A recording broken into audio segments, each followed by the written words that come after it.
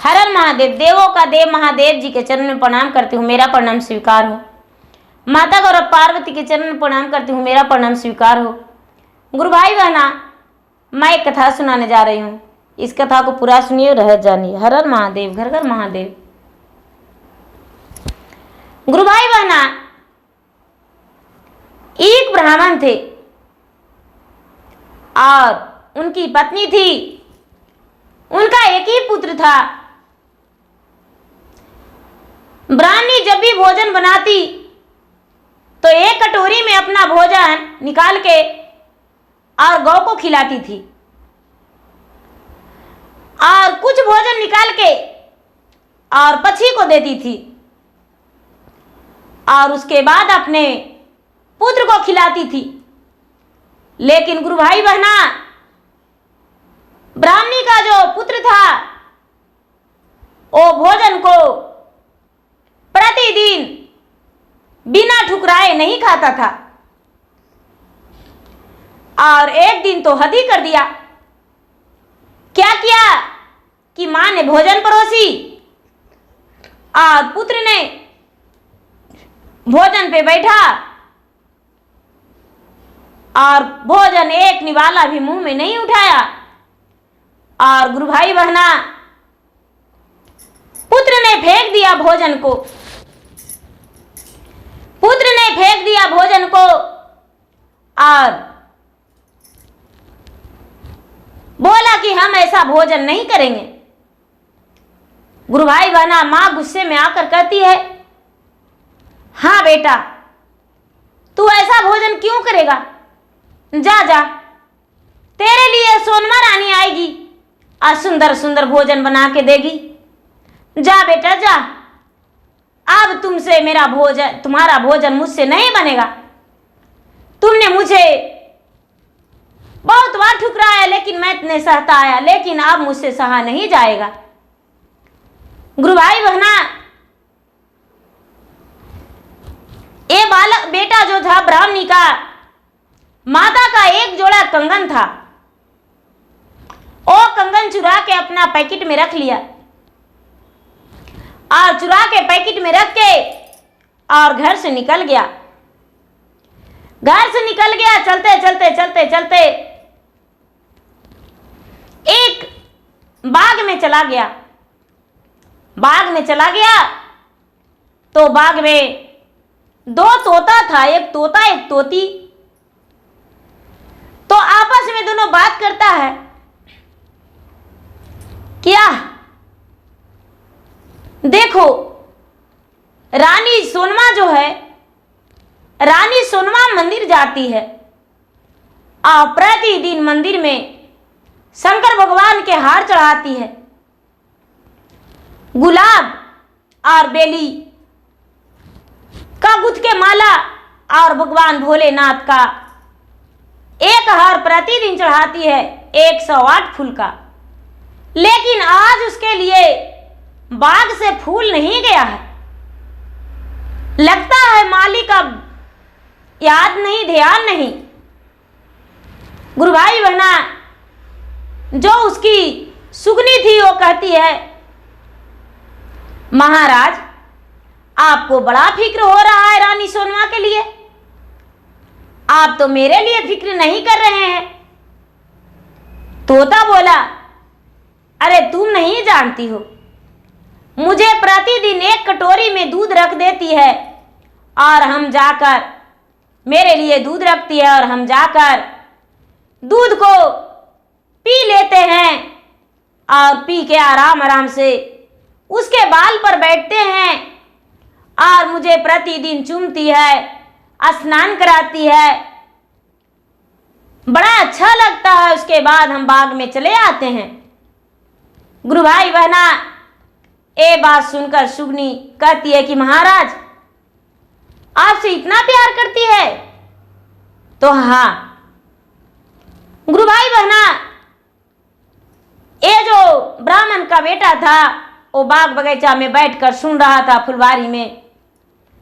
तोता को बोला, हे तोता भाई, तुम उसके पास को मुझे पहुंचा दोगे तो तुम्हारा मुंह मांगा इनाम देंगे।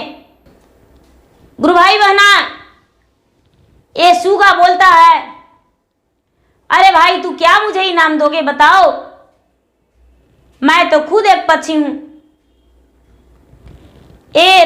जो ब्राह्मण का पुत्र था वो बोला कि यार तेरे लिए नहीं, तेरा सुगनी के लिए हम इनाम देंगे।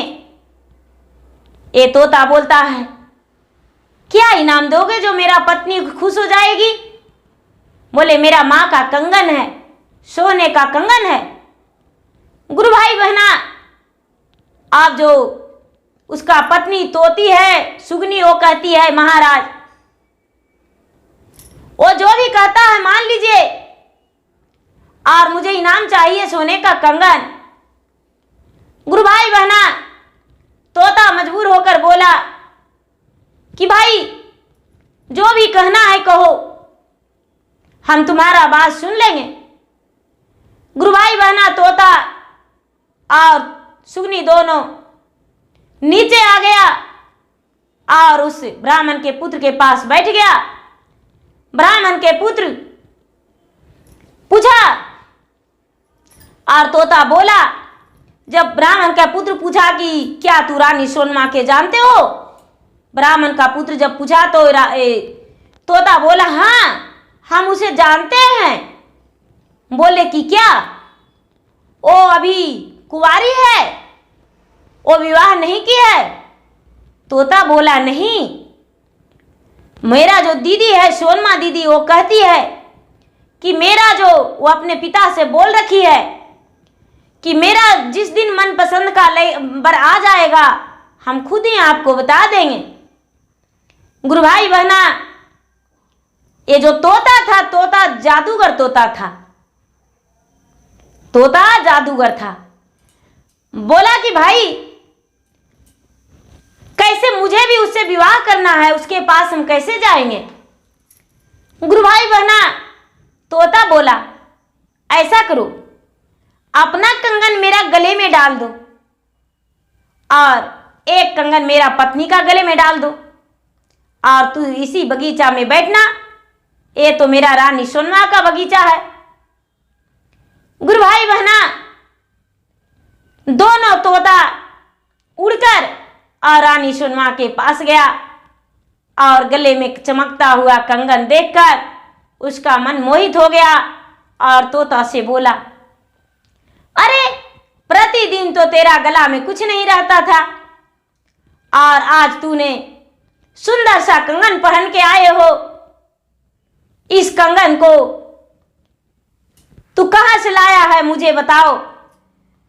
गुरु भाई बहना, तोता बोला दीदी एक कंगन किसी मुसाफिर ने मुझे दिया है उपहार में।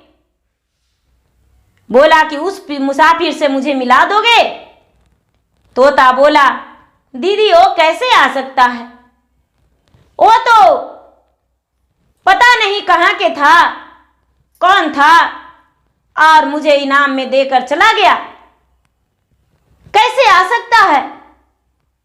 बोला कि देखो प्रतिदिन मेरा बाग में माली जाता है और माली तोड़कर लाता है फूल, लेकिन मुझे 2 दिन से माली फूल लाकर नहीं दिया है और यदि उस पे नजर पड़ जाए या उसका ठिकाना जानते हो तो उसके पास जाओ और एक मालिनी का रूप धर के और वो आ जाए। बोलते हैं ये तोता बोला महाराज, महारानी, हे राजकुमारी दीदी, वो एक मालिनी का रूप कैसे धर सकता है, वो तो पुरुष है। बोले कि हम अपने छत के नीचे एक सुंदर सा जोड़ा गिरा देंगे और तू अपने चोंच से उठाकर और बाग में ले जाके पहुंचा देना और उसे बताना, वो मेरे पास अवश्य आएगा। गुरु भाई बहना, रानी ने सुंदर सा अपना साड़ी का जोड़ा गिरा दी और तोता दोनों पक्षी मिलकर अपना चोंच से अपना फुलवारी में साड़ी को ले आया। ये जो का पुत्र था। ब्राह्मण का पुत्र बोला, क्या तूने रानी सोनमा को दिखाया गले का एक कंगन? बोला कि हाँ, रानी सोनमा ने तुम्हें बुलाया है। रानी सोनमा ने मुझे बुलाई है? हाँ, तुम्हें बुलाई है। किस रूप से जाएंगे रानी सोनमा के पास? बोले कि देखो, हम तुम्हारे लिए साड़ी लाए हैं, तू एक मालिन का रूप धर लो और फूल तोड़ के हार गुथ लो, और हार गुथ कर और एक मालिन का रूप धर के रानी सोनमा दीदी के पास चला जाओ। गुरु भाई बहना, जो ब्राह्मण का पुत्र था वो तो भगवान का पुजारी स्वयं था। उसका घर में तो रात दिन पूजा होता था। वो क्या किया कि झट से फूल तोड़ा और हार गुथा, 108 फूल का हार बनाया और सुंदर सा साड़ी रानी जो राजकुमारी भेजी थी वो सुंदर से अच्छा सा पहन लिया और पहन के और एक मालिन का रूप धर के फूल लेकर रानी सोनमा के पास चले गए। चला गया और जाकर रानी सोनमा को राजकुमारी जी, राजकुमारी जी, राजकुमारी जी आवाज देते उसके पास जाकर और सुंदर सा हार उसको हाथ में दे दिया। रानी सोनमा ने बोली, तुम वही हो जो मेरा तोता भेजा है? ए ब्राह्मण का पुत्र देखने में सुंदर था, हंसता व्यस्ता चेहरा था। बोला, हाँ, मैं वही हूं। रानी सोनमा देखते ही इस पे पसंद आ गया और भावुक हो गया। रानी सोनमा को लगा कि अरे, इतना सुंदर वर तो मुझे पिताजी कभी ढूंढ ही नहीं सकते हैं, मुझे विवाह इसी से करना चाहिए और इसमें क्या कमी है, इससे ब्याह करने में कोई दिक्कत नहीं। गुरु भाई बहना, अब ये ब्राह्मण का पुत्र से रानी सोनमा कहती है, देखते देखते आंखों लड़ गया और आंख लड़ जाने के बाद कहती है कि क्या आपका विवाह हो चुका है? ब्राह्मण पुत्र बोला, नहीं नहीं, मुझे तो विवाह नहीं हुआ है, लेकिन मेरे पिताजी मेरे विवाह के बारे में बातचीत तो चला रहे हैं और मुझे विवाह करना भी है, क्योंकि मेरे पिताजी तो तैयारी में लगे हुए हैं। ये राजकुमारी कहती है, राजा का बेटी, क्या मैं आपका पसंद नहीं हूं? आपके योग्य नहीं हूं? आपके लायक मैं नहीं हूं? ए ब्राह्मण बोला, हाँ हाँ, क्यों नहीं, आपके लायक मैं हूं या नहीं हो मुझे पता नहीं, लेकिन आप तो मेरे लायक हैं। गुरु भाई बहना, राजकुमारी जो थी, राजकुमारी बोली कि तो ठीक है, आप मर्दों वाली भेष में आकर मेरे पिता के पास जाकर और मेरा हाथ मांगकर और मुझसे विवाह कर लीजिए। गुरु भाई बहना, रानी सोनमा से बात करके और ब्राह्मण पुत्र नीचे आ गया। उसी फुलवारी में जाकर और अपना जोड़ा पहन के और राजकुमार के पास गया, राजा के पास गया और राजा के पास जाकर बोला, हे राजा साहब, आपसे कुछ हम बात करने आए हैं। राजा बोले, क्या कोई काम चाहिए? ए ब्राह्मण पुत्र बोला, नहीं राजा साहब, मुझे कोई काम नहीं चाहिए, मैं वो मांगने आया हूं जो आपका सबसे अनमोल धन है और कीमती है। राजा शौक कर कहने लगे, कौन ऐसा मेरा अनमोल धन है और कीमती है जो तुमने मांगने आए हो मुझसे? गुरु भाई बहना, ए ब्राह्मण पुत्र बोला, हे महाराज, हे राजन, आपकी कन्या रानी सोनमा है, मैं उससे विवाह करना चाहता हूं। क्या आप उसे मेरा विवाह करने के लिए तैयार हैं?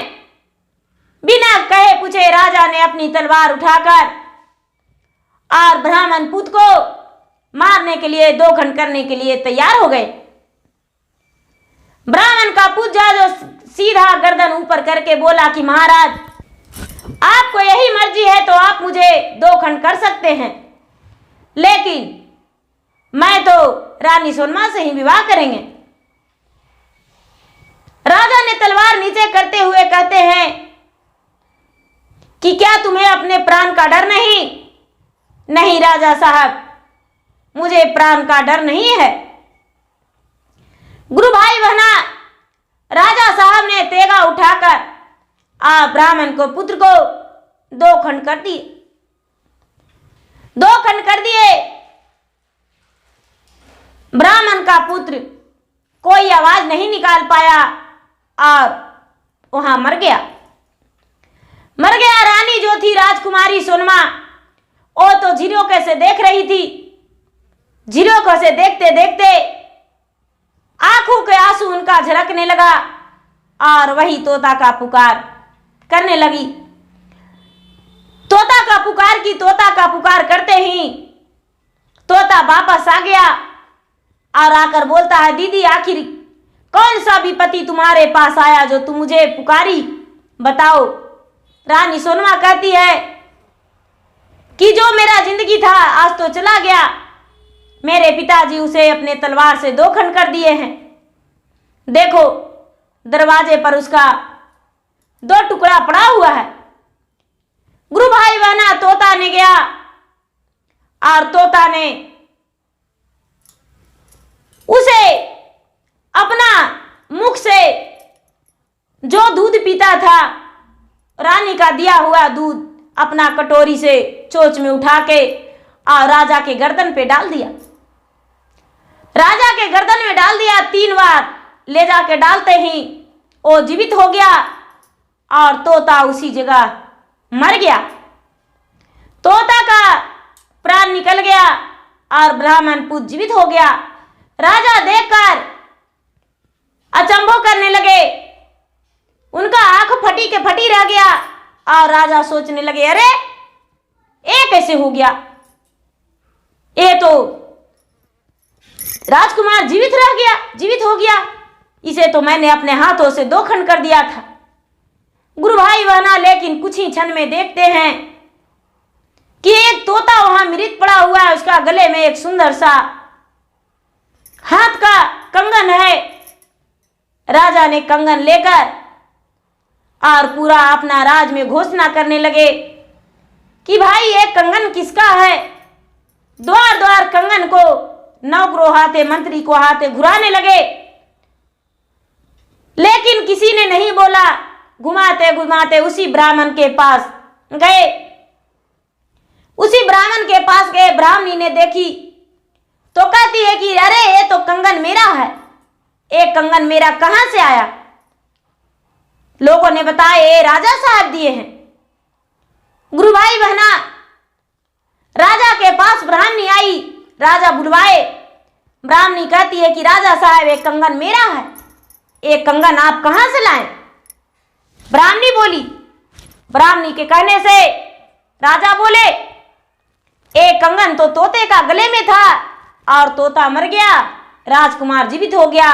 मैंने इसके अपने हाथों से दो खंड कर दिया था, लेकिन आज जीवित हो गया। गुरु भाई बहना, बेटा को ऐसा बात सुनकर मां ने गले लिपट गया और बोला कि चलो रानी सोनमा से विवाह का जिद छोड़ दो और अपना घर लौट चलो। राजा साहब ने हंसते हंसते अपना बेटी से विवाह करने के लिए तैयार हो गए और रानी सोनमा से विवाह ब्राह्मण पुत्र से कर दिए। ब्राह्मण, ब्राह्मणी और उसके बेटे बहू चारों परिवार वहां से हंसते हंसते लौटकर घर चले गए। गुरु भाई बहना, भगवान का महिमा अपरंपार है। किससे कहां ब्याह रचाता है वो कोई नहीं जानते। तो गुरु भाई बहना, मेरा वीडियो अच्छा लगे तो इसे लाइक कीजिए, शेयर कीजिए, सब्सक्राइब कीजिए। धन्यवाद। हर हर महादेव, घर घर महादेव।